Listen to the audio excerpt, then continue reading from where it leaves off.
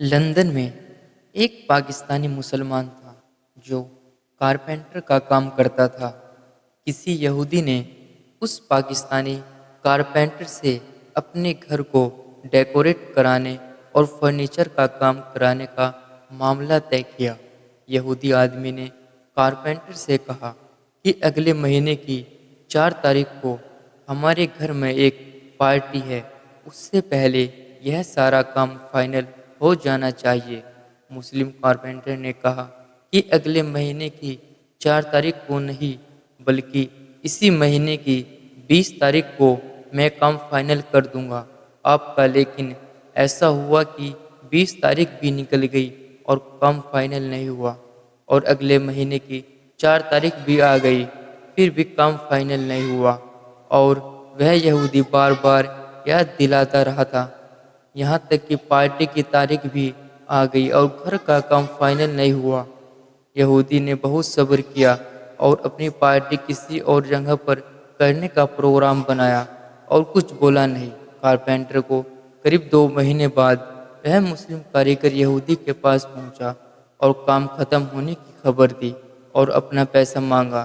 ادھر یہودی نے بھی پلان بنا لیا تھا کہ وہ اس کاریگر کو پیسہ جلدی نہیں دے گا، پریشان کرے گا خوب، اور اسی طرح وہ یہودی ہر روز کارپینٹر کو ٹرکا دیتا، کل آؤ، پرسوں آؤ، فلاں تاریخ کو آؤ۔ اس طرح وہ مسلم کارپینٹر بہت پریشان ہوا کہ اب پیسہ کیسے نکلے گا۔ کارپینٹر تنگ آ کر اس یہودی عالم کے پاس گیا جہاں وہ یہودی روز جایا کرتا تھا۔ مسلم نے اس یہودی عالم سے یہ شکایت کی، میرا پیسہ نہیں دے رہا ہے یہ آدمی۔ یہودی عالم نے مسلم کارپینٹر کو بھروسہ دلایا کہ اس کا پیسہ مل جائے گا، گھبرائے مت۔ اس عالم نے اس یہودی کے لیے ایک چھوٹا پرچہ لکھا اور مسلم کارپینٹر سے کہا کہ یہ لفافہ لے جا کر اس کو دے دینا، اور یہ پڑھتے ہی وہ یقیناً تمہارا پیسہ ترنت دے دے گا۔ ایسا ہی ہوا۔ جیسے ہی کارپینٹر نے یہودی عالم کا خط پڑھا، ترنت اس کا پیسہ دے دیا، اور ساتھ ہی اس مسلم کارپینٹر سے معافی بھی مانگی، اور اس پرچے پر شکریہ لکھ کر اس مسلمان کو وہ پرچہ واپس لوٹا دیا۔ اپنے ربی کے پاس اس مسلمان کے دل میں بہت سوال اٹھے کہ آخر جو آدمی اتنا دوڑا رہا تھا، اچانک ایک چھوٹے سے پرچے کو پڑھ کر پیسہ بھی دے دیا اور معافی بھی مانگ لی۔ آخر کیا وجہ ہو سکتی ہے؟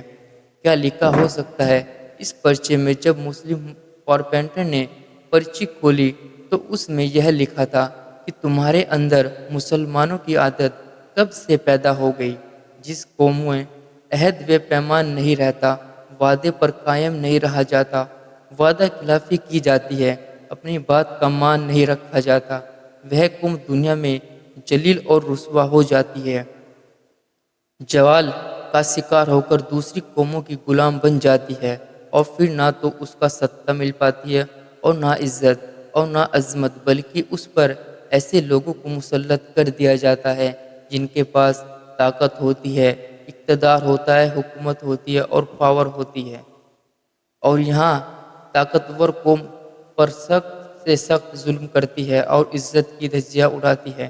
کیا تم بھی مسلمانوں کی طرح اپنی عزت، عظمت، رتبہ، حکومت، سیاست، اقتدار و بلندی کو گنوانا چاہتے ہو؟ یہ پڑھ کر اس مسلم کارپینٹر کے دل و ضمیر پر ایسی چوٹ لگی کہ وہ پرچہ دیکھتا رہ گیا، اور اسے خود پر اور اپنی قوم کی بربادی پر، خستحالی پر ماتم کرنے کے علاوہ کچھ سمجھ نہیں آیا۔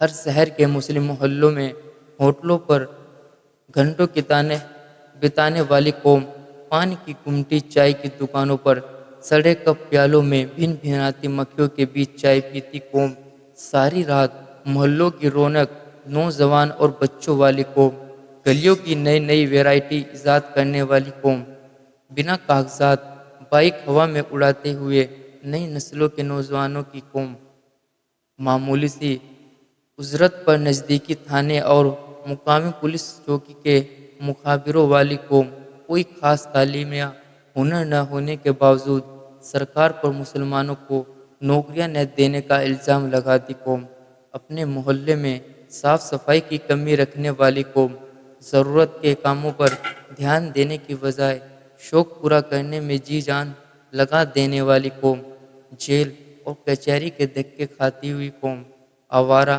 عیاش ہیرو ہیروئن کو اپنا آئیڈل ماننے والی قوم، اور عید کے دن سنیما گھروں میں سلمان خان کی فلموں کو سپر ہٹ کا تمغہ دلانے والی قوم، جس کو خود اپنی حالت بدلنے کا احساس نہ ہو۔ خود خدا نے آج تک اس قوم کی حالت نہیں بدلی، تو اے مسلمانوں، تم تعلیم حاصل کیوں نہیں کرتے؟ ہمیں اللہ تعالیٰ نے اپنے محبوب کی امت میں پیدا اس لیے نہیں کیا کہ ہم اس طرح دنیا کے سامنے رسوا ہو۔ اپنی خواہشوں پر لگام لگا کر اپنی ضرورتوں کو پورا کیجیے، اپنے بچوں اور خود کو، اپنی فیملی کو ایمان کی روشنی میں پر نور کیجیے۔ علم حاصل کیجیے، مگر ایسا علم جو دنیا اور آخرت دونوں میں آپ کے لیے نفع بخش ہو۔ اپنے ایمان کی حفاظت کرنا آپ کے لیے دنیا میں سب سے زیادہ ضروری ہے، اور ہونا بھی چاہیے۔ اب اتنا وقت نہیں ہے کہ آپ کے پاس کیا اپنی غلطیوں کو، کوتاہیوں کو سدھار سکو، مگر اتنا وقت ضرور ہے آپ کے پاس کہ آپ اپنے ایمان کو مضبوط کرو اور ایمان پر مر مٹ سکو۔